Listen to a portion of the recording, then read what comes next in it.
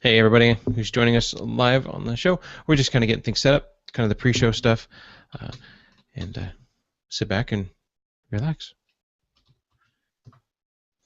Get my Audacity up and running. I heard Jeff interviewed the Corey Fruitman from uh what's it TechVets? called? Yeah. No. No, The guy that we had on from oh, what's the remote software, I forgot the name. oh yeah. And I just listened to actually the last one he just did was the repair tech, and so I'm gonna look at that. It looks good. I thought you could switch devices, but it looks like it's all included in one. Maybe so. You can do a whole bunch of stuff with it, and it looks like it's $25 a year per technician, or it's $25 per technician per month. Oh. So, which is something I need. I'm looking at this computer behind me, and the one that was infected.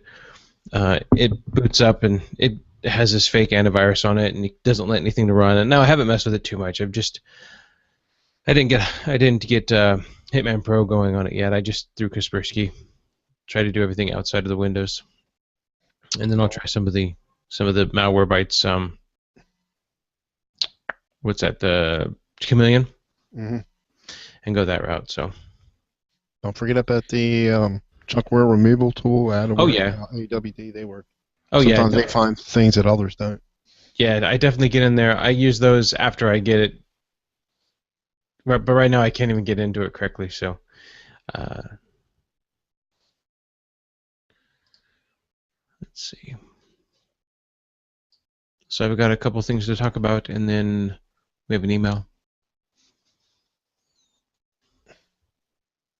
I'm ready when you are. Oh, let me get the Audacity out. No response from my son yet. Or you can count down when you're ready. All right. In 3, 2, 1, record. Test. Testing. No, One, I'm on the wrong microphone. You are. Yeah, can you not tell? Um. Testing 1, 2. Testing 1, 2. Let me change it. Ready? And there we go. How's that sound? Sound better? Tap. It does sound different. Tap your mic. You're on that. I thought you were on it before. No, I wasn't. Either that or Google was yes, but locally it was not. You mean? Oh well. And I can tell as soon as Audacity kicks in, it flutters. Mm-hmm. So, as opposed to it being a straight line. So, okay, I'm ready again.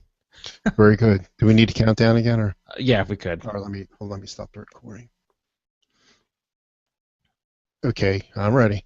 Ready in 3, 2, 1, record. Record. Test. There we go. Test. We are good. That looks much better. Minimize that sucker.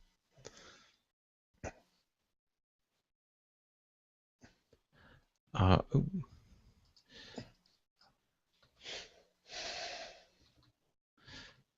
All right. Hey, everybody. Welcome to Geeksters episode 120. My name is Martin Obando. I'm one of the co-hosts here. Geeksters is a show where we just talk about anything geekery, from phones to Linux to desktops to cloud storage, servers. I cover everything, Mitch? And anything else, yes. And anything else. And that, of course, is my co-host for the day, Mitch Heyman. Hello. How's it going, Mitch? Not too bad. We missed I you. got my new phone. I got my new bang in there. HTC One M8. Oh, very nice. A little case for it, and so far so good. I'm not complaining about it. I haven't put any, just a few apps on it, but it's fast. I mean, very responsive. Yeah. So you've had that. So were my other Androids when I first got them. Well, yeah, but so you've had it for about a week. Today, yeah, a week today. Yep. Is that why we didn't have you on the show last week? You were out playing hooky. Well, let me think. No, I did have a doctor's appointment. No, Actually, I did. I barely got home. I got home like 6:30, 6:40, and then it was just too much rushing.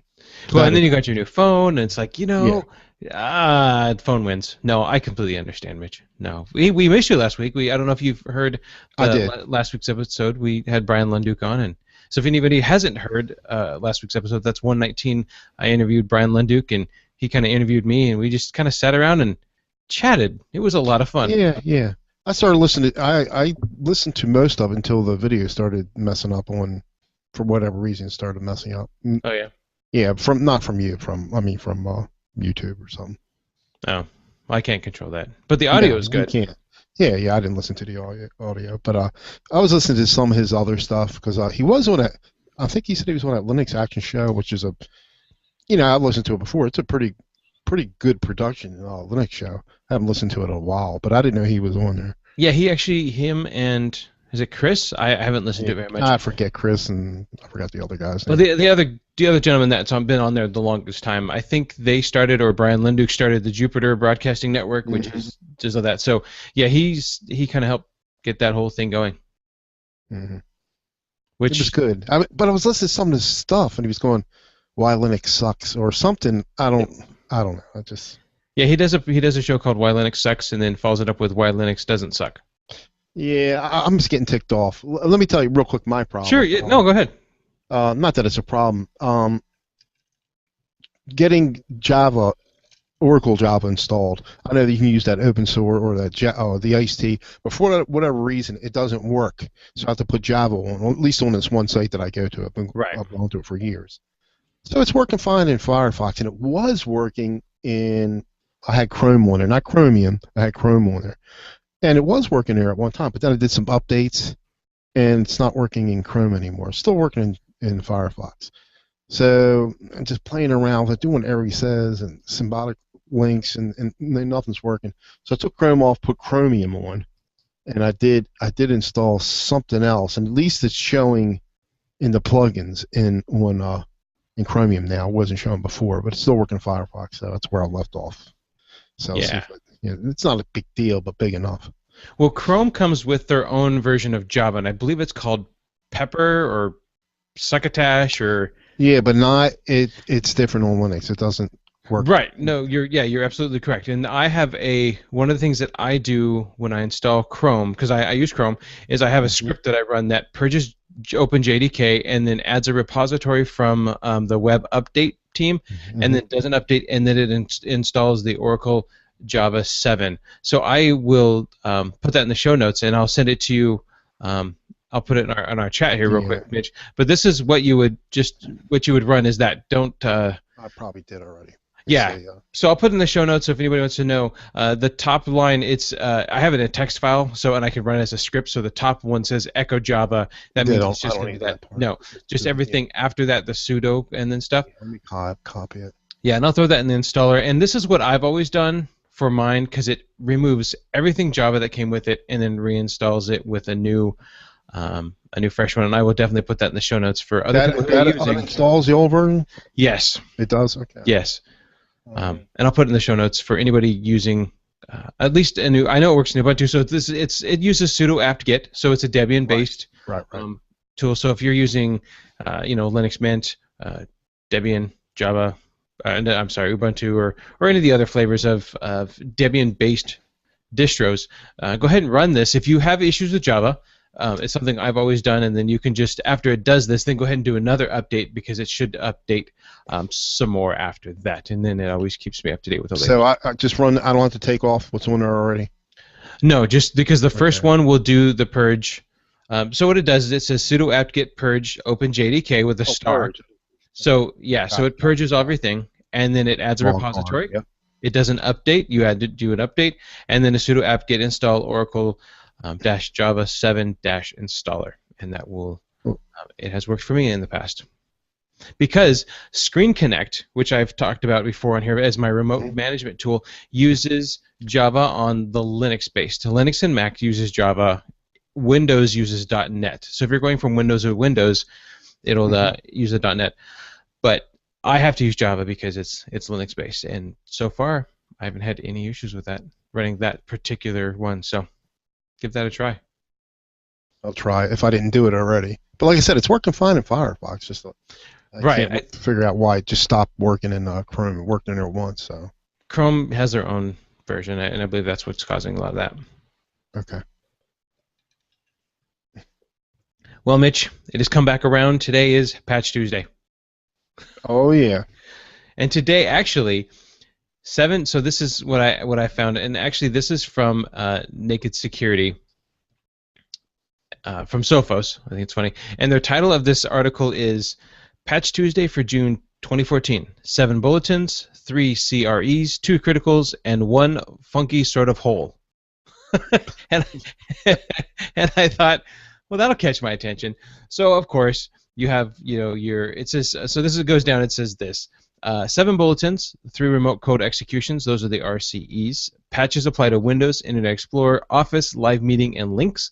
Links is the enterprise version of their messaging application, so inside of corporate offices you can run that. All supported versions of IE get patches. All versions of Windows, including Server, Core, and RT, get at least 1 critical remote code execution patch, and all patch systems need to be rebooted. Even more briefly, it says, even more briefly, you need to patch and reboot every Windows system on your network. Okay, except for your Windows XP computers. But why not reboot them in solidarity anyways? One of the one where they said the funky hole is because there's one called tampering. And it says that you don't see a lot of tampering, apparently. So tampering is a vulnerability that may or may not give you a notice that it has done something. So it actually says...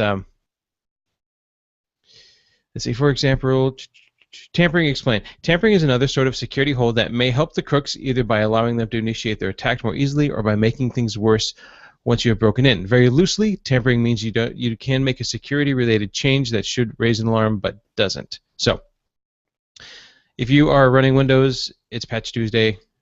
Run your updates, and it affects a lot of systems and a lot of stuff, especially IE. But I didn't mean to jump into the news right away because I wanted to talk to you about some of the stuff that I had did over the weekend. So I just got back from California. I spent the last 4 days there. I was there Friday, Saturday, Sunday, and then I got back last night. I'll actually be heading down to California again next Monday, farther though, and I'll be flying this time. I deployed a new server 2012 down there, and I have never, first time I've had a server 2012. And really, the more I played with it, the more I liked it. I really found it pretty easy to use. It does have the little Metro interface, but or the tiled interface, but it's very stripped out. It's not kind of what you would normally see in Windows 8. So it does have the little 8, almost like the 8.1 start menu down the bottom that will drop you out to the desktop. So it kind of toggles back and forth. The desktop is nice, clean, tidy. There is not a start menu or a start button that brings up a list of stuff. So it does have that search feature where you just start typing and everything. Had to find out where some things were. I added another hard drive to the machine because it had two drives in a RAID. But we were noticing some performance issues with especially SQL, an SQL database. So we purchased a 256 gig solid state drive. I added that to the machine as just a standalone drive, but couldn't figure out where to add it. I was looking for that computer management, and I found it. So I found it listed there. And then once you found out where the applications were, because I knew what I was looking for, and then it was all really simple. And so by the time I kind of was ready to deploy it, after I had it in my house for 4 days, I believe, kind of on and off doing Windows updates, kind of looking at it, messing with it, and letting another tech in from the company that will be running their proprietary application on it. I kind of got used to it, and really that nervousness that I felt going from 2008 to 2012, because it went away. I didn't fear 2012 as much or at all anymore. So basically, it was the same. You just had to find where they were, the configurations were. Right. So it's not like going from, because my biggest concern was going from 7 to 8, where it's a completely new thing. I'm totally lost. I don't have a clue where to go stuff. And I think being able to use Windows 8 at least a little bit, you may not like it, but at least using it kind of gave me a better understanding of how 2012 works and how you could just start typing things and it was search. And so Hmm. there are some cool things that does, but unlike Windows 8, there is one Internet Explorer. There's one way to do this. There's one way to do that. Um, Whereas the difference between 8 and the 2012 and a server is that there's you have your tablet interface and then you have your desktop interface, and you know but I liked it, and I think I will be deploying out another one of them to. I have another site that has a 2003 server, which is going to be going away. So support for that ends in a year, and I'm going to be deploying. I'm seriously considering a 2012 server as opposed to 2008. The only drawback is that 2012 server licensing is more of an a la carte style, where with 2008 or 2, you get 5 CALs that comes with the operating system, where 2012 you don't. So it can be more expensive because of the a la carte style. You talking about license? Yeah, the Yeah, licensing, okay. the client access licensing. Okay.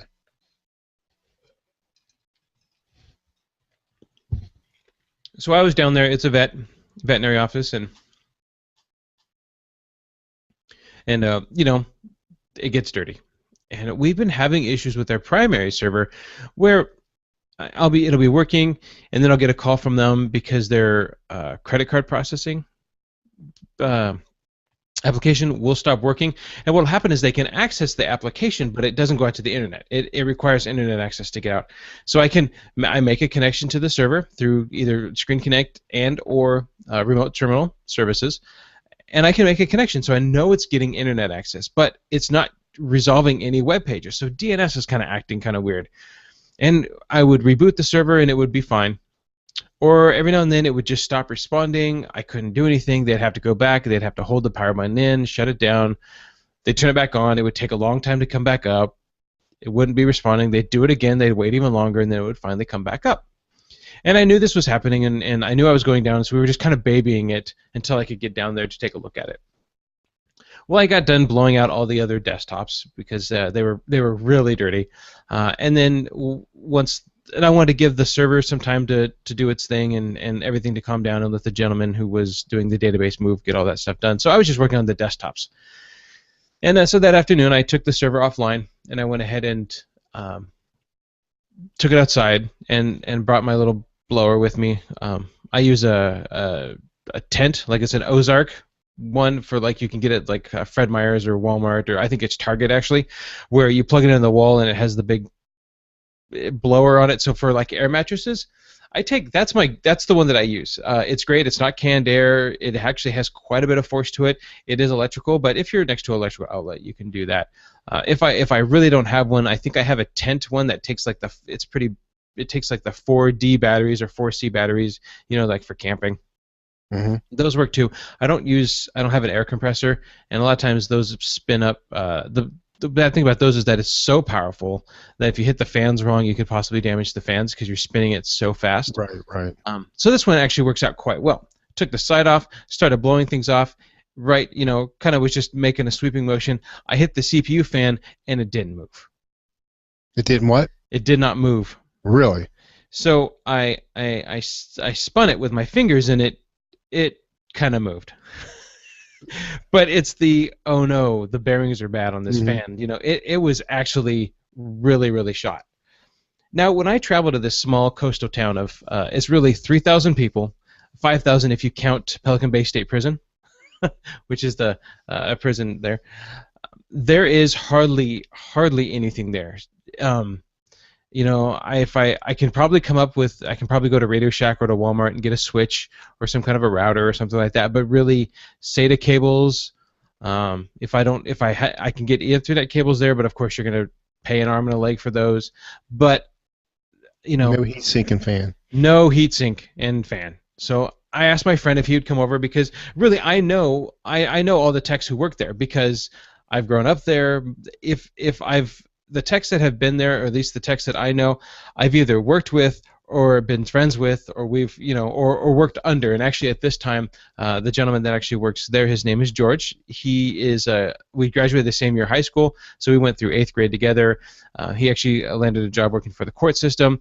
They needed an employee. I came, so he was actually my boss for a while, and then we worked alongside each other in another capacity, and now we're colleagues. And and I got a hold of him and asked if he would come look at it and see if he had any old parts just laying around, because we could go with a definite used one. This was an Intel motherboard, a socket 755. As a Core 2 Duo, and the heatsink was one that it didn't clamp onto the motherboard. It had 4 prongs on each side of it. Then it had a backing plate that had screws in it. So these screws screwed into the backing plate. So I knew that it was probably going to be a very lucky find if I even found it at all. So he came over and he looked at it and he's like, well, so we took it off, took the heatsink off and looked at the heatsink and we were trying to look at it and trying to spin it a little bit, and then we thought, well, what if we pull the screws out, because there's long screws, but the screws are held in by by a pin, Mm-hmm. and if you try to move the pin because it's set in there, then it starts to bend, and it just wasn't working out right. And I thought, well, what if I snip the fan, the wings on inside the fan, I take another fan and I put it either catty corner to it or something like that, and then use zip ties to hold the fan on. Now this is not a permanent solution, but I knew that I knew that I was not going to be able to find this heatsink fan combo in this small town. And so we kind of thought about that and was like, well, let me call another town. And so the closest town that would probably have this is a little town, or a bigger town called Grants Pass, Oregon. And really it's an hour and a half by car away through a remote canyon. It's the way I came down. And it's just windy roads, and it's a fun drive, but it's an hour and a half away. And so I called, and a gentleman answered the phone on a Saturday. He was supposed to be closed, but he answered the phone, which was very nice, and yeah, he had one. And he was going to sell it to me for $20. And I asked him, I just said $20, and he says, okay, go. He says, fine, I'll do it for $15.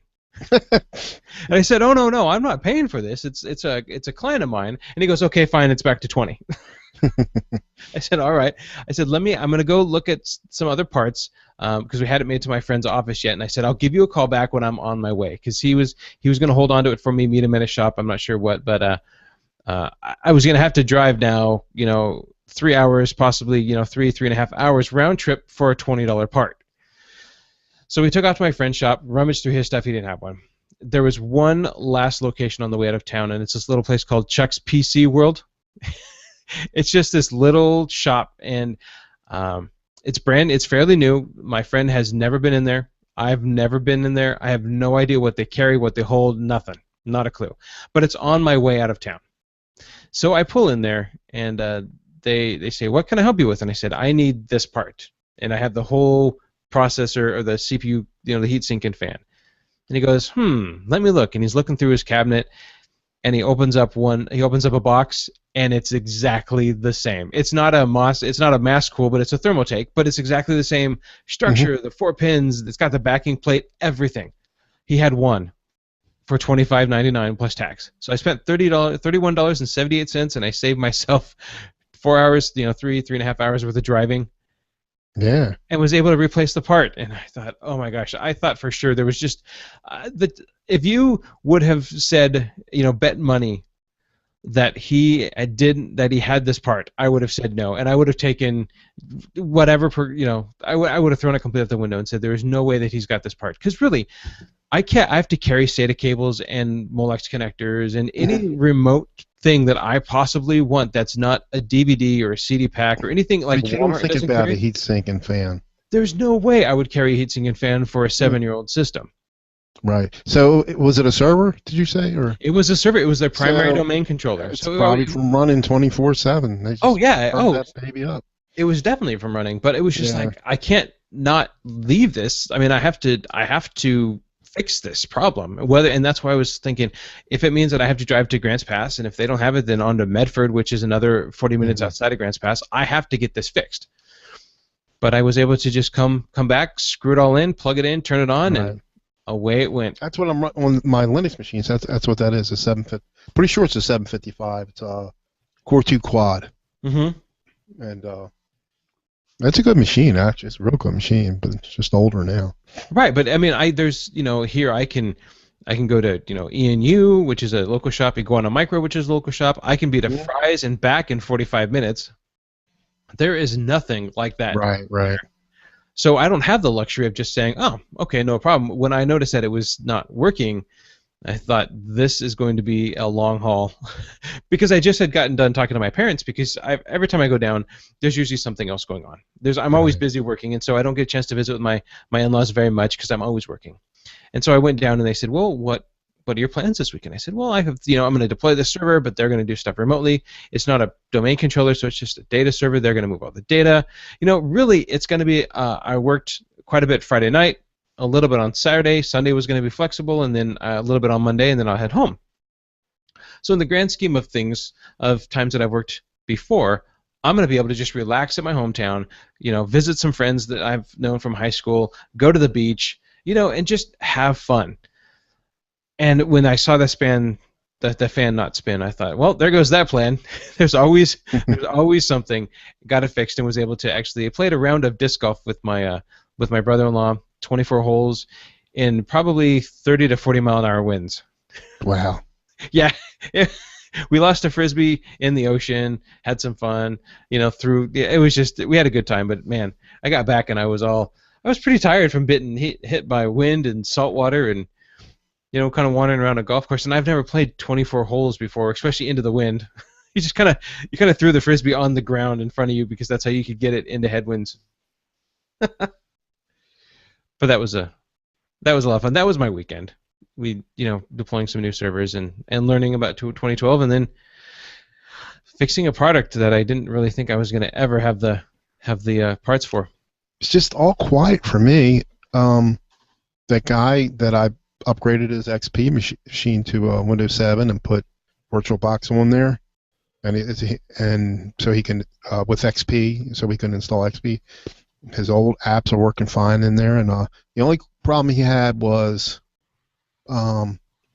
he's got Malwarebytes on there, the free version. I guess from doing the updates, it updated to the newer one, to the 2.0. So he thought he had to pay for it. I said, nah, you'll still be, because I logged it in. Nah, you don't have to. You just have to do the manual scans. Like it's got a different interface, the 2. The version 2 point whatever. And Right. see, those other things are disabled, but it's still going to let you update. It's still it's going to let you scan it. So just go ahead and do that. And so that's the only thing he called me about. He's really, really happy. Nice. So I've got a question for you then, because I've got a computer, not the one that's normally that you sit there, but you can kind of see the corner of a laptop behind me. That computer is running Windows XP. It has a virus on it. We're going to clean it up. But this gentleman runs a very old DOS program on there. It's when he owned his business. He's got a lot of archive data on there, but it is DOS. It actually opens up a DOS prompt and runs that way. So because it's a Windows XP machine, he knows he needs to buy a computer. Would you recommend actually running VirtualBox, because that's a computer within a computer, essentially, or would you recommend moving it over and see if we can run it in compatibility mode? You can try. You mean on Windows 7 on a new machine? Yeah. Well, you don't know until you try. I know. That being, I mean, this machine. I mean, this what do you call it? The like not a Photoshop type of program, but a card sweep program that they couldn't run in Windows 7. We tried everything. It would not. Well, we had 64-bit one there, and it wouldn't run it. And maybe if it was a 32-bit install, it might have worked. But we tried all kinds of compatibility mode things, and it did not work. It's one of those like broader bond type suites, broader bond, and it just would not work in Windows 7. Yeah. Well, one of the things that he had mentioned was buying a new machine, moving over all of his documents in Outlook and all that kind of stuff, but then using this old machine just solely offline, just solely for access to this one DOS program, and that's what he would keep it for. You could do that. That's what he's going to do. Now, when I hand this machine back to him, because it is Windows XP and the support has gone away, I'm going to remove him as administrator, because I have it, because it installed some kind of fake antivirus program. I'm going to remove him as administrator, create him as a standard user, and then put a password on his administrator account, and go that route. And hopefully, what it'll do is it will then prompt him whenever weird things get installed. I've worked on this computer before, probably like clockwork every 2 months. So even when Windows XP was getting support, he's got a tendency to get infected. huge, but every time he gets infected, it's another chance for it to be So crypto you locker or go get something like a that. new machine for him and make a standard user for him. Right, right. Yeah, that's the way they go. Yeah, I'll just take his account and make it a standard user, and then put crypto locker on it because one of these days I just know one of these days he's gonna lose his data on there. I had a question about Crypto Locker. Yeah. Now, do you manually set that up? I do it. There's two ways I've done it. Mm-hmm. Manually, if they do not have an Active Directory, I did confirm this with Nick Shaw. There are registry entries or changes group policy changes you can make Mm-hmm. on a domain that will basically emulate the same thing that when you get Crypto Prevent from Nick Shaw and you run it, it makes policy changes, local group policy changes on the local machine.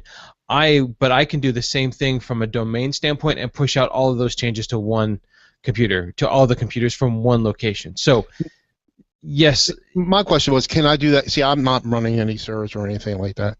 Can I do that on a Windows Home machine myself? Oh yes, yeah. Go to Crypto Prevent or. Well, I mean, not. I mean, the manual way. I do have Nick's. I did install one of my PCs. Okay. But just to learn how to do it. Now, Brian was trying to go over it with me. Yes. Is it just it's just easy to? Well, it was easy using Nick's program. It does it all for you. Right. Well, that's be the. On a local machine that doesn't have it, you don't have any access. You can get into the group policy on your local machine, but it's a lot of copying and pasting and editing out this file and that file and adding this file and that file. So it takes me a bit of time to do it manually. Yeah, than opposed to just installing Nick's product. So we had to make a whitelist and yeah, you have to stuff go that you want to run and. Well, no, you make a stuff that you don't want to run. So you disable. Yeah, but there's stuff in there that you do want to run, right? Right. But and that's where we do that. So so here's a great example of that today. I have a client who needed to install Thunderbird on her local machine. So Friday she went and she tried to install it and it said this being blocked by group policy. So I know what's blocking this product. So this is kind of the easy way that I've just done it. It's fast and easy. Is it the right way? I don't know. What I do is I take the user out of that policy, that folder in group policy, to actually move the computer out of it. Mm-hmm. Have them run gp update and then /force. That will refresh the group policy. Okay. You may or may not need to reboot. If it prompts you to reboot, you can just say no at that time. Run the application again. So then I had her click on Thunderbird and it installed just fine. Once it was done, I took her computer, I put it back in the group. I had her run gp update /force, which then refreshed the policy, and now she's back up and running. And so I just removed the policy from her machine and then added it back on there, and was able to do that. All right. So I ran Nix on my machine, my dual core upstairs laptop. So if I go and install something, am I going to have problems? If it gives you a prompt that says this can't be installed, blocked by group policy, that's Crypto Prevent could be possibly blocking you from that. Mm-hmm. Unless he has a list. I don't know how his program works. If he has a list on there that this is okay, that's okay. I don't know. There is a way to go in and whitelist stuff. I think there was a thing in his program. That's something. I believe there's also a way to open up. You can most likely you can either have it create a shortcut on your desktop or on your start menu. You can click on the start menu, open the application. Usually have an undo, a test, and an apply button. Yes, you can hit undo, which will back everything out. You can reboot the computer, do what you need to do, open up Crypto Prevent again, hit apply, reboot the computer again, and now you've essentially done the same thing I did manually. I got it. Okay. But there are ways to whitelist things in there, but you have to know the name of what it is. Right. Syntax and all that. Right. So maybe to figure that out, maybe on say Thunderbird, I would have gone to the user's temp folder, had to run Thunderbird, look and see what it was actually running. Maybe look at the date stamps and see what it was. Gone into then I would have. But see, now I was doing it via group policy. Gone into the group policy, said always allow this. Had our group do an update and try it again. The problem with that is that it's kind of, if I'm wrong, then it's like, okay, let's try this. Okay, let's try this. Okay, let's try this. Right. Where I know that if I removed her, had her install it, added her back into it, it would work. Because I was in there. I think it's gpedit.msc, and Brian was walking. And it's also they do have like a tutorial the windows and the thing. I'm just looking at it a little bit, but it looked like it was a good bit to do. Yeah, and on a group policy, it's not very hard. I've installed it, but and now it's up to you whether or not, if you're a system administrator, and if you only have 4 machines or 5 machines, you can just do it that way. But if they're on a domain, it really, whether you have 5 machines or 500 machines, it really makes it a whole lot easier to do it via group policy. Because as soon as you add a new computer, you just put it in the same OU, organizational unit, and then it gets those policies applied to it, and you don't have to worry about all of those, all of remembering all that stuff to do. Right. I just thought I'd learn how to do something, but that might be easy for you, but I don't know. Well, The program was pretty easy to use, a lot easier. yeah, and I do know that they're in the works of doing some kind of a possibly like a D7 tutorial video series, maybe some training. So I've kind of heard through the grapevine that may be coming. Once that comes out, I will definitely bring it to the show, because I know I'll be sitting in on it, because I would like to learn how to use Nick's D7 and D7.2 more into my into the field here, because I know that it can save me some time. I tell you, I was looking up tutorials on how to do this manually, but I tell you, most of this stuff on how to crypto prevent, everything was going back to Nick's program. Just about everything I researched, which is good for Nick. Oh yeah. So that computer behind me did find some viruses, so it took all the way until the end before it finally noticed some. So I'm glad I found some. I would hate for it to get all the way done and say it's clean when I know it's Right. not. That would stink. Did you ever use anything like Dyn DNS or DTDNS or any kind of those? Yeah, I did the. I did it once. A long time ago, because what was I using? I forgot what I was using at the time. I guess one of the remote softwares. What's the free stuff that's out there? Everybody Like uses TeamViewer? not the TeamViewer, but the oh shoot. VNC? Yeah, like one of the VNC type things. And it did work for a while, but I never stayed with it or anything like that. I think it was free. What I was doing was free, but I always had to update something, and I never, of course, I didn't use it after a while. Right. But, yeah, it's the only thing I would mess around. And I think they had a paid version, too, where you didn't have to do anything. Yeah, a lot of them are paid. I've had one for, oh my gosh, I don't even know if it's still around.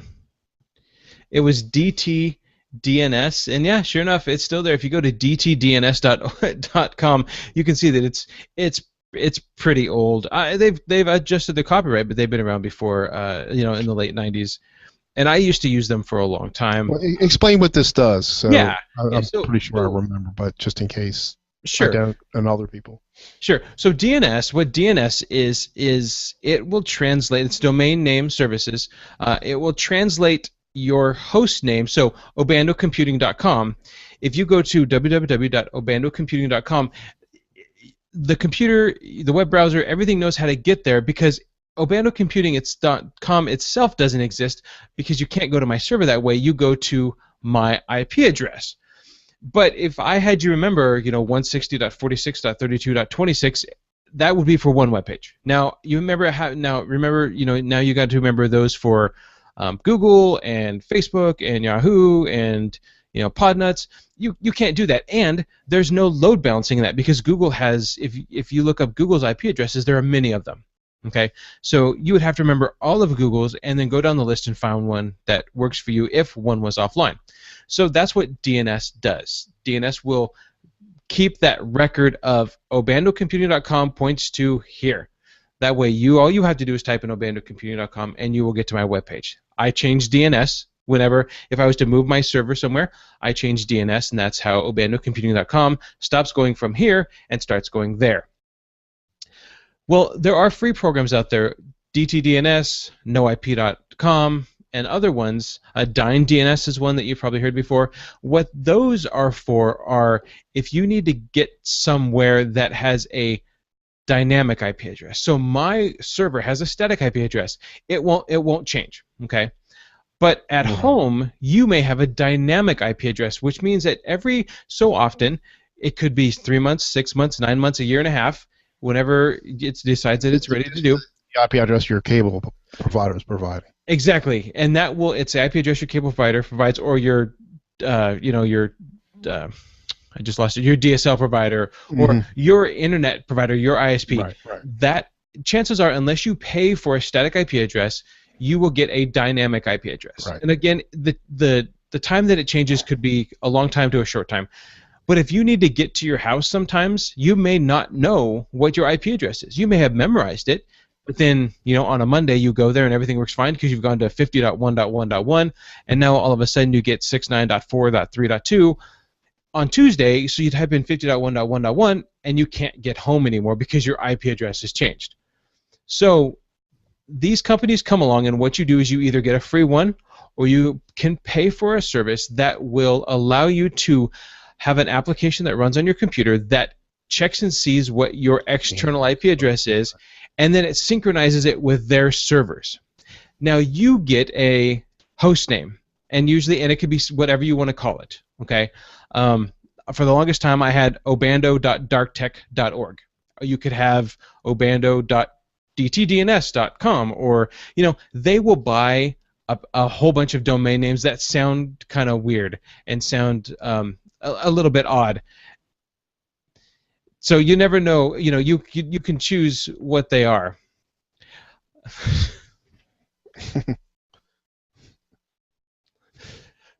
He's home. Is that your son? Yeah, hold on. Live. We're taking a little bit of pause. There's no problem. Everything's okay. And I'll talk about my phone real fast. My HTC One M8. It's good. It's doing quite well. It responds very quickly.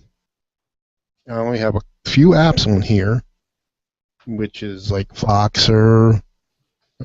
What else do I have on here that I like to use a lot? I have my Google Voice, Facebook, and that's about it, really. I think of the extra apps that I put on. I think I only put 3 on in a week, but I'm quite satisfied. It's a big screen. Oh, sorry, I didn't know. I didn't know you were back. No, no, no. I was just listening. It's Yeah. only 3 in a week. Usually by that time, I've got mine hammered completely down. Well, I mean, I don't know what. I mean, I don't use a lot of stuff. I'm gonna probably put the speed test thing on there. I like that, but I just want to see how it works so far. And the camera, it's only a 4 meg camera, but what they do on the HTC One is, I think most cameras, like the megapixels are like 1.2, 1.3, something like that, microns. And on this one, it's 2. They're bigger pixels, so you're going to get more light in. But a lot of people are knocking the camera, and for that reason, because of the mega. But it's, I just wanted something to take casual, decent pictures. It doesn't have to be great or whatever. Because Sure. my other 2 Androids, the pictures were not really good at all there. But this I took. You saw the roses I took, and they were really good. They came out good. It's not like I'm going to print them or anything. Well, they did come out But good. yeah, and I'm really satisfied. I had some work done around the house over the weekend. Some friend of mine trimmed some bushes for me, and I took some pictures of there, and it came out. I'm satisfied with it so far. And I got a question for you, Sure. because you get this, app, iPhone versus Android all the time. You had both. I did. Now, can you say you like one better than the other, or? Well, my iPhone was an older iPhone, Mhm. and my Galaxy S4 is a newer phone-ish. I mean, they have the 5 out now. And so I think the megapixel has come up. I'm not a photo guy, so Well, I'm not talking. I'm just talking about in general. I mean, do you like one better than the other? I mean, you don't. Not necessarily about picture taking, or is there? Do you ever have any problems with crashing or? No, no, I've never had any problems with that. I use as far as photography goes, I use just the basic camera, but then Android App Addicts, Door from Android App Addicts, a couple weeks ago, went through and talked about an application called Camera FV-5. Hmm. It's a paid-for app. They have a free one, but this one you can do. My goodness, this you can adjust the aperture, you can adjust ISO, you can. I got it because it looked kind of cool, but really it is. It's way over my head. There's Oh, okay. It's I just like a regular digital Yeah, 35 mil. I'm not a photo guy, so I bought it because I thought it would be kind of cool, and I realized, it's kind of one of those things where you bought the Swiss Army knife, but really I just needed a corkscrew, Right, right, right. and I didn't really. I thought everything else would be fun, but then I realized that it's like, what? I don't even know what to do with some of this See, if stuff. I was serious about picture taking, I would buy a DSL, Nikon or Canon, because I got into it years and years ago, with a 35 millimeter. But you have to learn how to use it. I wanted Right. something to take decent, casual pictures, which Right. my two previous Androids weren't very good at. But this one is pretty good, and I think the Samsung, even the S4 and the S5 are, they're top of the line taking pictures, and this might be up there too now. This and the LG G2, but I'm satisfied. So, but I mean, because I almost got the Samsung S5. It was between that and this, and I think there was more software bloat on that than on I think they used TouchWiz or I'm getting mixed up. Yeah, TouchWiz is their junk that they use, and I think this is called on HTC. It's called HTC Sense, I believe. Yeah, and plus I get, yeah, I think the S5 has 16 gigs of storage. This one has 32. Oh, okay. But everything was so close. There was like 6 months half, and this was I think $50 cheaper. So. Okay. mm. Yeah. I just so going back to going back to that article. So if you have a home one, your IP address can change. So along comes these applications, and what they do is they will allow you to probably, most of them run a application, or you need to run an application somewhere locally on a computer in your network somewhere that will. And what it does is it just automates the task of telling the service that you have either free or paid with what your external IP address is. That way, all you have to remember is, obando.dtdns.org. Okay, and then no matter what happens, as long as you go to that, you will always be routed back to wherever, most likely your home, right? So I've been using no IP for a while now, and a lot of my clients have. I have some clients who, there are some people who work offsite who need to get into the server, and so they every now and then. But what will happen is every now and then they call me and they say we can't get in. I was like, what? And so I'd go and I'd look, and sure enough, they can't get in because, especially no IP, the free one, host names will expire every 30 days. So you have to go in, and you have to set it up, and you have to refresh it, and then it takes about 5 minutes to refresh. And so while I'm doing that, I'm waiting, and they're waiting for me to call them back. Yeah, And that was a pain. Finally, it refreshes, and then I can call them back and say you can get back in. And then I forget about it because then 30 days later, what happens is it does it again, and I go, oh, that's right. So no IP has the next level up is their enhanced DNS. It says more domain choices. Okay, so for the free one you get up to three host names, and that's your Obando at DTDNS. So DTDNS is their host name. Maybe it's DyneDNS. Maybe it's Thunderdome.com. So whatever they provide, those are your host names that you can have. Okay, so they give you over 25 host names. They don't expire. Transfer or text records and wildcards, phone and email support, and some more features. And their more features are things like, CNAME support, priority feature, multiple accounts, things like that. What I ended up doing was going ahead and, as Obando Computing, buying this, and it's $20 for the year. And you can give up to 25 host names. So what that means is then I was able to go to my clients who use noip.org or some kind of other some kind of DNS routing, and say, you know what, for this much money per month or for a year, I say, maybe $3 a year. So for $3 a year, I can get you one that will just always stay on. Now I get a chance, because they're my clients, I'm doing more of like a managed services. I can monitor, I can manage, I can maintain it. They just say, and one of my clients said, great, sounds good, let's do it, because these external clients were always having issues. So now they don't have to worry about that. They pay me just a little bit of money. I make just a little bit of money on it. Actually, I don't make any money because I'm using it. Now I'm going to start maybe reselling it out a little bit more. And now what happens is now they don't have to worry about updating it. I don't have to worry about getting a phone call from them saying they can't get in. If I'm busy doing something, then they have to wait for me to get a time to do it. Then I have to wait for the no IP to update. This way, it just is done. So the pay version, you don't have to do that 30-day thing, or No, okay, and you get more, and you get more choices. And the choices were absolutely in the choices were actually kind of insane of what the host names were, and I was really surprised. Some of them actually made me laugh. Let me look and see what I can find here as far as the host names were. So if I go in and I manage my hosts, or if I add a host, let's see. I'm going to add a host. Oh, let's see. What kind of Zapato.org. What were some of they have? Oh, okay. So I mean, just reading down it, blogstyle.com, collegefan.org, couchpotatofries.org, damserver.com. So we can have like Geeksters at geeksters.damserver.com, eatingorganic.net, Geek Galaxy,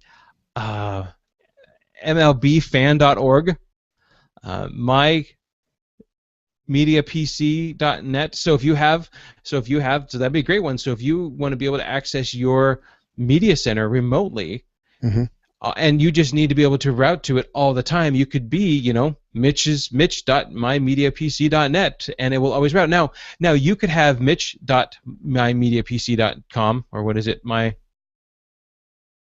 mymediapc.net. I can have martin.mymediapc.net, and they're going to go two completely separate places. All right, I have a good question for you. Yeah. All right, say I want to access one of my computers at home, and from my phone. So the scenario that we're talking about now, what would I do? What's the best way to go about that? Just so I can just access my PC at home like I'm there, and then browse from. Right. So depending on what you can do. So if you purchase something like TeamViewer, and TeamViewer has a Android application, then there's nothing you need to do because TeamViewer because you're using their proprietary software to make a connection. It's expensive, I would imagine. It is, but so if you're using something like TeamViewer, you're using the TeamViewer application to make that connection, so you don't have to worry about making an IP address. If I use free VNC or something like that, it's a different. Right, VNC, or if you just want to use your remote desktop terminal, the RDP protocol. Oh yeah, So that would be where this would come in handy. So you could then, once you set this up and you run their little application on your computer, and you have it running in the background, then you need to modify your router and do port forwarding. So it comes in on whatever port. I would recommend, if you're going to do that, if you're going to do any kind of remote desktop protocol, which is over port 3389, change the listening IP or the listening port, and there are ways to do that. And I'll see if I can add that to the show notes. Yeah, but what you would do is, because 3389 is the most popular port, that's the default one. So if you change it, it's not going to be. You're not making it more secure. You're kind of doing security through obscurity. If you make it 3390 or another whatever, what you're going to have to do though is you're going to have to change the listening port on your computer. You're going to have to change the port forwarding for that particular port, and then when you use your RDP protocol, you have to tell it to go over the other port, because by default it'll use 3389. And I'm going to have to point it to the IP address of that computer too, right? The internal IP address of that computer? Yes. So in your router, you would say port 3090 or 3900. Internal, external goes to this IP address of this port. It's been so long, and I've since you would do that. That was how you do some of the routing or the port forwarding on your router. But as far as you making a connection to your home, once that side is done, all you do is you just go to mymediapc.net :3900 if you're choosing a different port that's non-standard, and then now it will always go to your 5.1.1.1 external IP address. All right, here's another scenario. Virtual private network. How different is that than what we're talking about to do the same thing? So a VPN, you would definitely, you would definitely want to do something like this for a VPN, because what you would do then is you could use your okay. So VPN will make a connection from your where you are, Mm-hmm. you Wherever. know, to your home, and it will become part of that. So if you make that successful VPN connection, Mm-hmm. you can now remote terminal into your computer using its internal IP address, because you're going to get a you're going to if you looked at your network adapters, you will have Mm-hmm. two IP addresses. You will have your IP address, so say you're at Starbucks, and maybe they're giving out a 10 dot IP address. So you may have from Starbucks a 10.1.1.100. Okay, then you're going to use your VPN connection. You're going to get home. You're also going to get an IP address from home, and it may be a 192.168.1.100. Okay, so you have two IP addresses, one on your network adapter and one on your VPN adapter. So what happens is then if you say I want to go to, and depending on how you set up your VPN, you can test all traffic through your home, which means that if you want to go to CNN.com, it will actually pass the traffic through the VPN to your home, out your router, out to the internet using your internet, and then back through and back to you. It will cause a delay, and it may slow things down a lot because you're passing everything through that. Usually what happens is it says, oh, the software, I think there's some configurations that you can do. I don't know if it is on by default, but what will happen is it will say, I see that CNN.com is not at your home, go out Starbucks internet. Now you say go to, you want to go to your router at home. Maybe you type in 192.168.1.1. It's going to say, that's at home. Go through the VPN tunnel.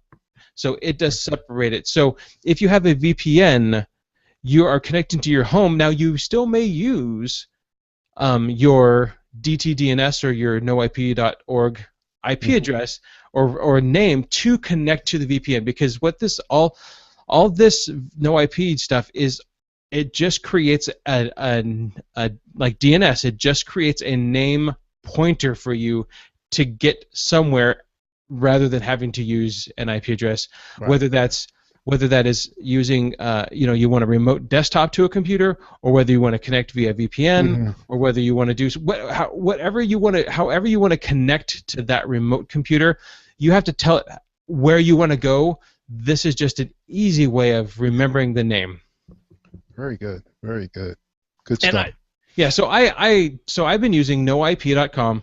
I bought their extended package, and I've resold it to a couple clients, and I use it myself. So if I need to get home, I can just go to that. But I wanted to bring that up because it's something that I started to use, and wanted to use it. And really, for a small business, it makes kind of an easy reselling tool, because they may they may say, well, we want to get into our servers, and now if you're using this for remote support, it's not very secure. 3389.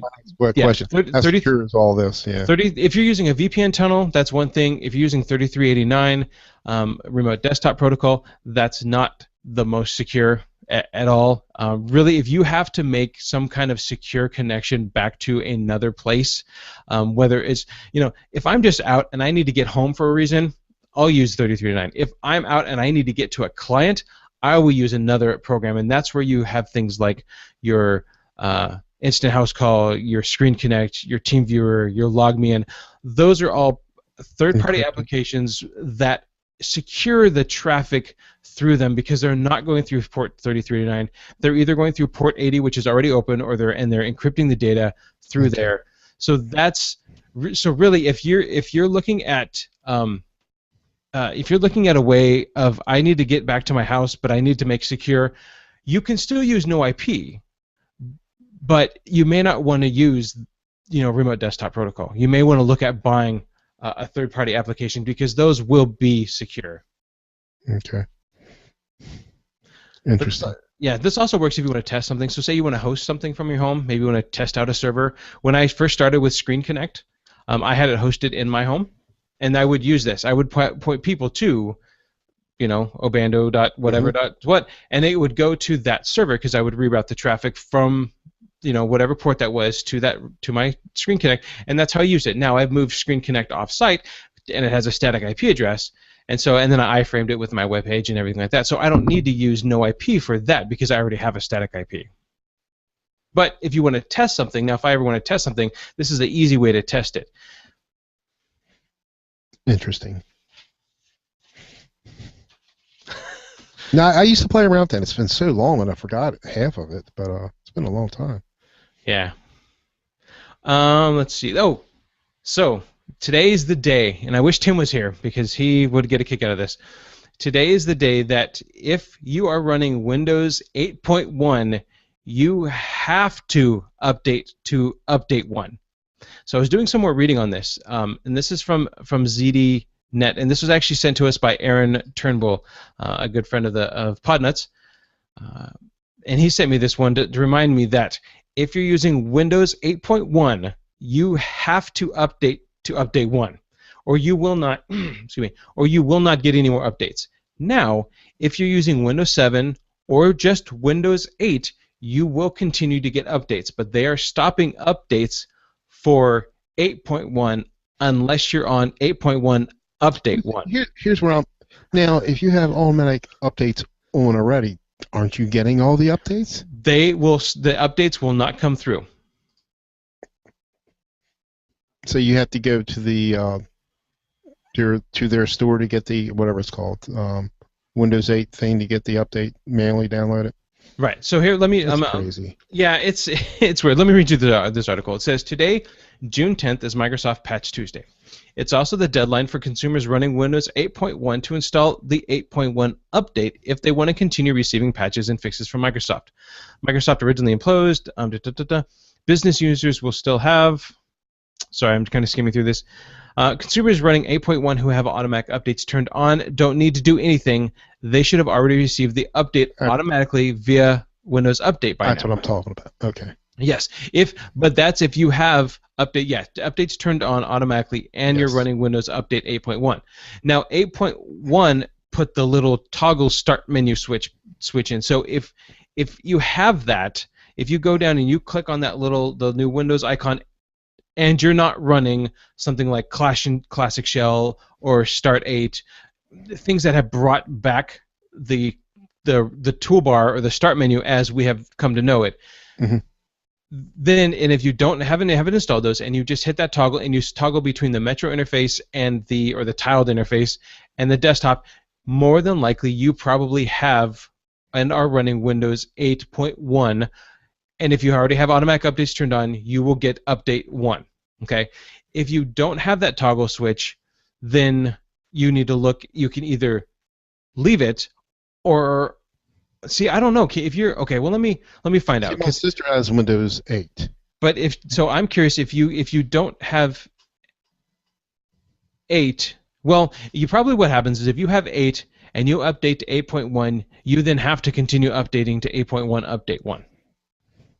Because it says right here, users who are on Windows 8, not 8.1, are not subject to the requirement to move to 8.1 update by June 10th. Microsoft has set a January 2016 as the end support date for Windows 8 users who haven't moved to 8.1. Those running Windows 8 who are interested in moving to Windows 8.1 update do not need to move to Windows 8.1 first, as those updates are cumulative. There you go. So if you have 8, you can move to 8.1 update 1 without moving to 8.1 first. You staying with me? No. Okay. All I know is she has auto updates on, and right. So I talked to her the other day. Oh, it's running fine since I ran that malware bites and cleaned all that stuff off.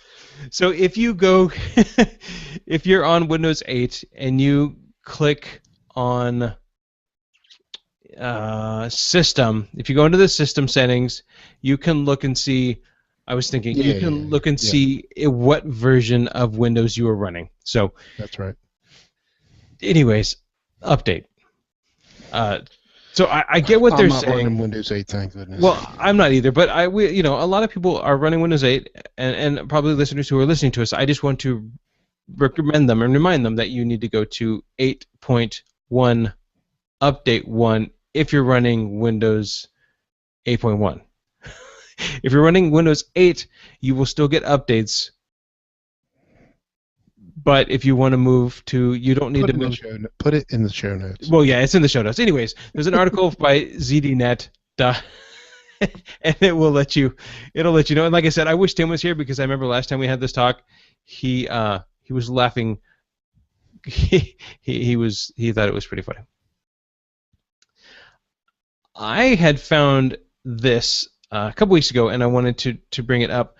I haven't done a whole lot of research on it, but it says that this is from Hacker News, the Hacker News. It says Google offers Chrome extension for end-to-end Gmail encryption. Have you heard anything about this?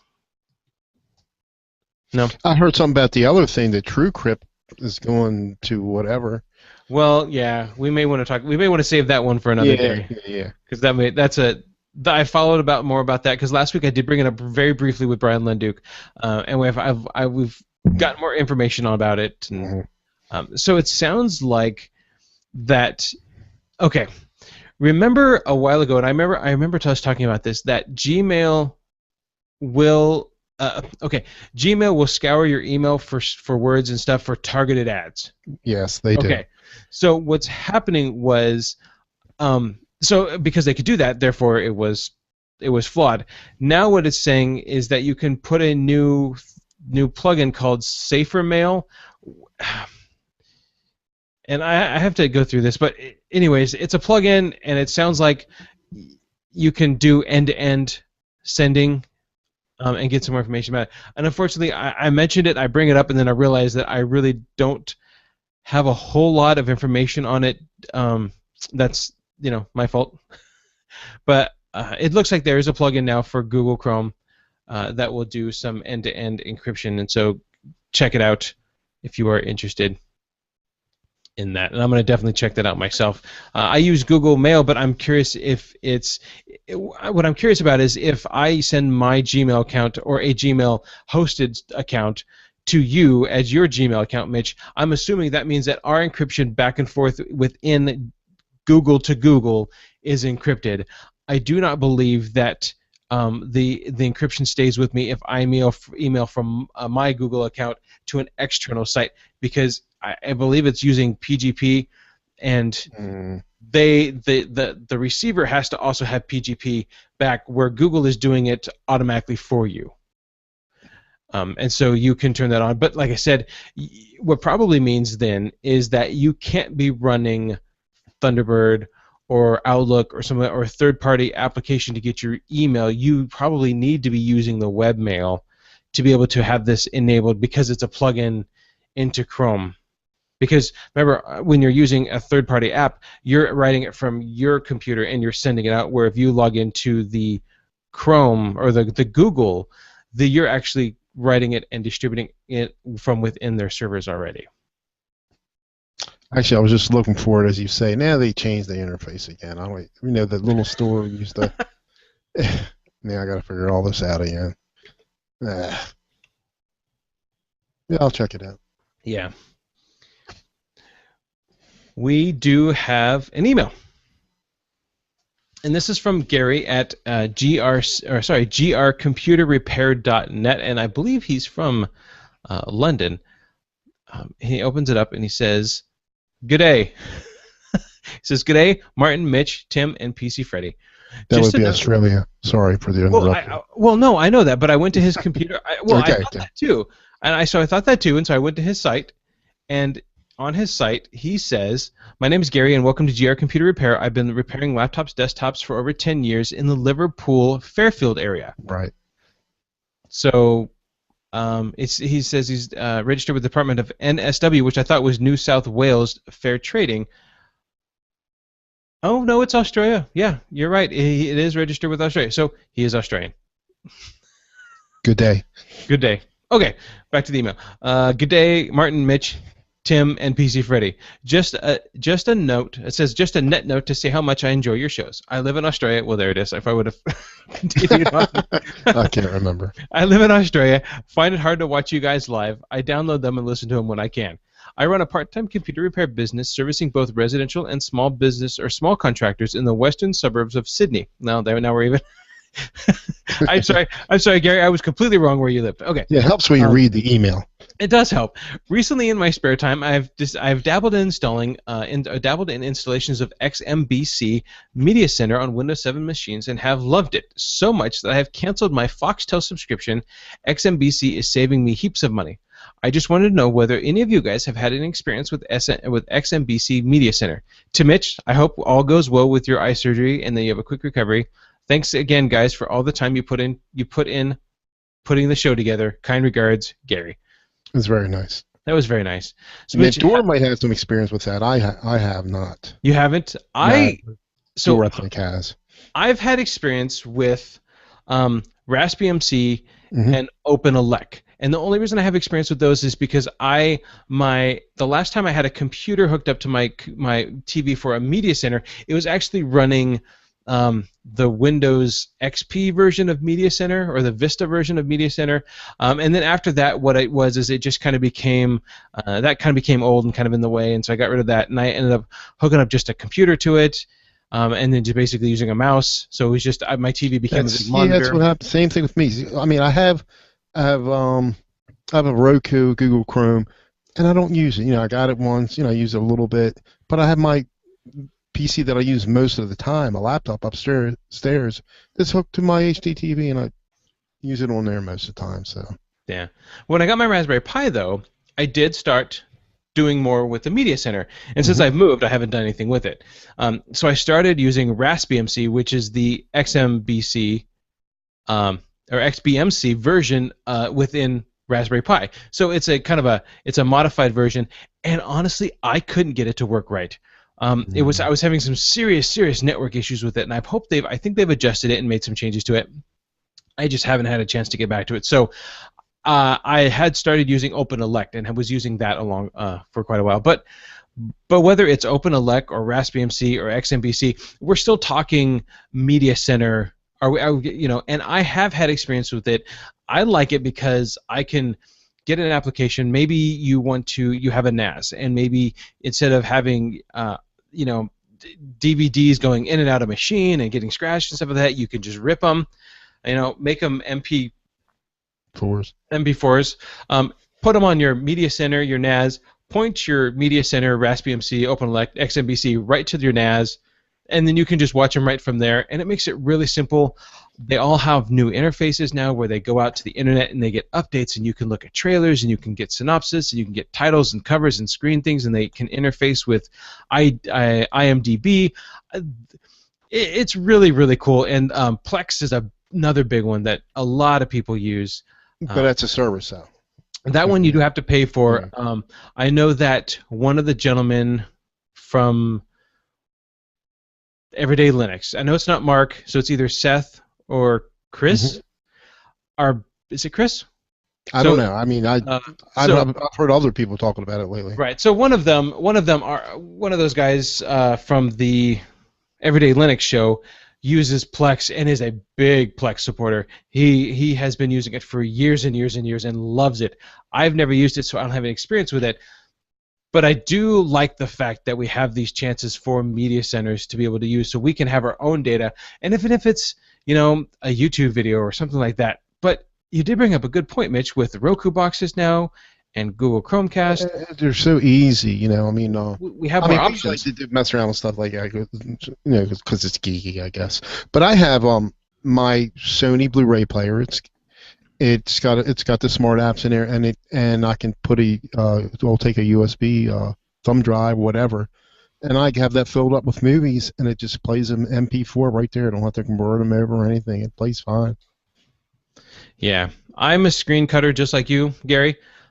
Cable cutter. I don't have cable. Okay, I shouldn't say that because I do have cable, but really, we were watching one show and the show has ended.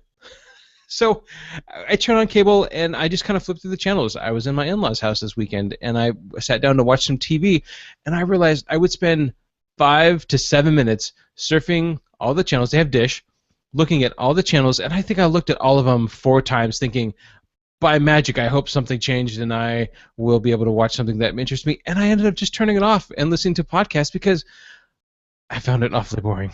Well, I got to tell you, because I have Comcast and I got everything through on my phone, internet and TV, and I am getting 4 premium channels. I have been watching a lot of the series, like old series that's been on. I just started watching Oz last night. I don't know if you're familiar with that about this prison. That was it in 96. It started in 98. Yeah, I started watching an episode of that. It was pretty good. I watched The Wire. That was from, I think, started in 2002. It was on for 5 years. Watched all that in a week or two. But I'm paying for it. It's on demand on Comcast. So I haven't been renting anything at the Redbox in the last probably 2 months. Because my wife said, we're paying all this money. Let's start watching stuff. And Right. it's convenient, but it is a lot of money. I mean, what we're Right. paying for, like $180 some with the 4 premium channels and internet and TV. But Yeah, I'm a Redbox fan myself, and the other day we rented some movies and ended up holding them onto for a week, and mhm, so it's a yes, dollar a but day. yeah, $1.20. That's right. That's right. You're right. You're right. So yeah, so I don't have a Roku box, but I have a no, not a PlayStation, Xbox 360, and Mhm. that is our Hulu and Netflix and Right. Crackle Right. and Right. Amazon Prime, and so really that's what we watch, and I Mhm. really need to get my media center back up and running because I do have some movies on there that I would really like to watch, but I can't Right. watch them. So I'll watch them, on my tablet or my phone or something like that. So I do have experience with it. I love the media centers. I think they're getting much better every day. They're coming out with new stuff, and so I agree, Gary. I love it too. See, I like now the Roku. What I didn't like, it didn't have Chrome on there. I'm not Chrome. Google. YouTube rather. And then there was a way you could get it, and then it was gone again. Now I'm hearing they have it back up there. That they put it up there. I don't know. We'll see. I haven't plugged it in my Roku up in about a year probably. But then I Um, got the Chromecast too. That'll take care of that. Because I would watch YouTube more than anything, to be honest with you. yeah, Because for you see some shows on there or how tos and or those are the main cat reasons. videos, Or what videos? What? cat videos. I'm a dog man. You know that. Oh, I'm sorry, my bad. Okay, dog videos. Hmm. You're right. But I even had a client today. She had an a iPad. She had an iPad. She was traveling. She goes to her son. Her son is the stand-in for Dwayne Johnson in his movies. He's his stunt double, actually. So Yeah, and you're she's talking about the Rock, right? The You're Rock, talking, right, right. right. So her son is his stunt double. Really? I thought that was kind of cool. Anyway, she has an iPad, and she was in Hawaii because her son lives in Hawaii, and she was in there, and she was using the Netflix free 30-day trial, and she came home and she canceled it because she was having some stuttering issue, and I think it was a buffering issue with her wireless. But besides the point, she's thinking about getting, watching Netflix. She liked it and was thinking about getting it for her TV. Now she has an older TV. I don't think it has. I think it's going to have the RCA jacks. I don't think it's going to have HDMI or Yeah. anything like that. So you have to Yeah. go with the original Roku box, which you can still find. But I think she was under the impression until we got talking about it that she would have to buy a Netflix subscription for her TV, and a Netflix subscription for her phone, and then a Netflix subscription Oh, for no, no, her. no. And I It's said, just no, no, yeah, it's more. right. And I told her that, and she said, really? And so she was very surprised that she could get one subscription for all of them. And I told her the same thing for Hulu and Amazon Prime. And she said, oh, and you could kind of see her say, well, that may have sealed the deal. And I told her, let me know. We can get you a Roku box, and we'll get you all set up. So I think she's going to go that way now that she knows that she can sit at home and watch Netflix. She can take the tablet with her and watch Netflix and not have to pay dual, because I think that was kind of a deciding factor that she was going to be against it. What scares me, because I don't have Netflix. I mean, I belonged to them before they did the streaming thing, and the net neutrality thing. I know that Comcast they paid Comcast, but Yeah. I just don't think that thing's going to end anytime. You're going to have all kinds of problems. I mean, what if you get it and oh man, it's buffering, and and that I'm getting the highest speed. I'm getting 190 some down, and I just worry about all that stuff because there is good programming on Netflix, original programming. I would love to see, but Yeah. No, I understand what you're saying. I hear you. We'll have to just see. Well, who knows where the net neutrality is going? Last week, I was talking with Brian Lenduke. We talked about it, and there's some show notes for about net neutrality, and we'll have to see what happens with it. Go from there. Because I mean, before I got into computers, I used to fish all the time. I can easily go back into that. Now, is that like fishing, like scam I artists, or had is that like boats. actually? No, no, no, Oh, no, no, like no.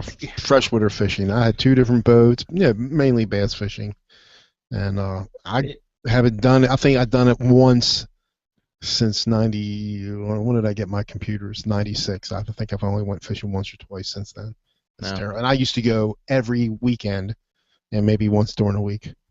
Oh, yeah. Well, then you could always use the famous joke. You could people say, "Mitch, what are you fishing for?" And you could say, "For the halibut." Yeah. No, no. All right, all right. So one more thing I wanted to let everybody know is that if you go to podnuts.com, up in the top, very top, big banner, can't miss it. There's a take this survey, and the survey will let us know what you, the listeners, are listening to, watching. What are you guys interested to? How often do you listen to the shows? What shows do you listen to? It kind of gives us a feel as hosts, as part of the Podnuts Network. What are you guys interested in? Are we providing you, which would do a couple things. One, let us. Of course, it's going to let us know what you guys are interested in, what you're not interested in, and then what can we do to make what you are interested in even better? You know, and so it takes like 5-7 minutes. It's easy. It's not a test. There's no pressure. Just have fun, grab a nice beer, sit down, take the Podnuts survey. We'd really appreciate that as hosts. I know Dor would appreciate that, and that gives us a chance to maybe even tailor what the Podnuts Network will look like to suit you guys better, to give you what you're interested in. So I would appreciate that, and I know I don't know if Mitch would appreciate it. I don't. No, I I don't would. I No. would. But if you guys could go take the survey, that would help us out a lot. I want to, and we talked about it before, but having Jeff Hallish, I hope I'm saying his name right. I tell you, he's amazing. I mean, what he's doing for this network. I mean, it's just all the shows are great that he does. All his interviews.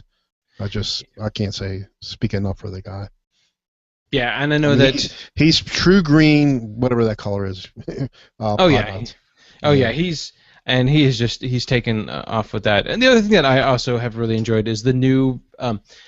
Sometimes I travel, but sometimes it's a little here, a little there, a little here, a little there. It's some days I'm in the car a lot, and those are great days because I can listen to a lot of podcasts. And there are other days when I am in the car a little bit, and that's when I really need the shorter, smaller podcasts. And I've really liked the way, for me, that Android App Addicts has really changed their format and their thing. So if you guys have never listened to Android App Addicts, we've talked about, Mitch, you were talking about your phone. You got the new phone. I have an Android phone. A lot of people do. Check out the new Android App Addicts. They've shortened it down. It's a daily show now. It's tiny. It's quick. You can listen to it when you're just on the way to the bus stop or in the van, or it's just in the car on your way to your job. Really, really, really short. And they've done a really good job with it. And they have had guests on there. I think Cody was on there for a while, and they had another gentleman on. They had the producer or the owner of 5by, which is the video streaming thing, on there for a while. So if you haven't heard the new Android App Addicts, check it out. If you want to send an email in like Gary has, Mitch, where could they do that? Where do you do that? Well, you can send an email at geeksters@podnuts.com. You can voicemail us at 7076-PODNUT, 7076-PODNUT. We haven't had any in a while. We haven't. I might have to call. You can disguise your voice? Oh, yeah, which is easy to do for me. Okay. Yeah, come on. Email us and send us a voicemail, please. Yeah, please. we do like getting those. We like knowing that you guys are listening. We like hearing success stories and failure stories and questions, and because I bring my success stories, I bring my failure stories to you guys. We like hearing what you guys are going through and what we can do to help you out. But if you guys want to get a hold of me, Martin@obandocomputing.com. I'm Maskill in the forums, Maskill in the chat room. You can find me at I'm Martin Obando or M Obando on Google Plus. I'm there. You guys can just look me up, and we can talk and chat and get together and have a good time. So, I think that's a good one, right? I think good show. Yeah, I think it's a good show. Good show. I'm today, the sidekick, but I'm just a listener because you entertain me, Martin. You always do. Well, I kind of come with some song and dance. All right, Mitch. Thanks for coming out and hanging out with me today. And everybody who's listening, everybody who hasn't listened to us yet, and I'm talking to you guys in the future. Have a great fiscal week, and we'll see you later. Bye bye. And stop the Okay. recording. I stopped it earlier. Oh, I mean, like wait, 5 seconds earlier. oh okay. It's been a This is while. How do I do this? I forgot. Oh, save. save project as. Yeah, this is one. Export. That's right. Export. 120, right? Yeah. Mitch.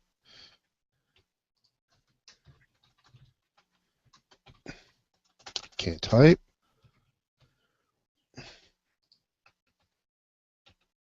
Underscore. 120. So that was my son coming in. He wasn't feeling very good. Well, so instead of getting a text, you got the real deal.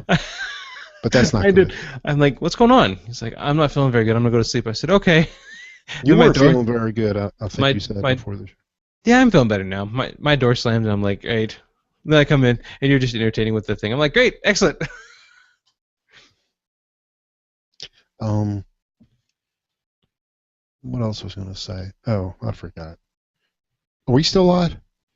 Yeah, I can. Okay, I can yes. close up. So, all right, guys, thanks for coming out and watching us live. We will catch you next time.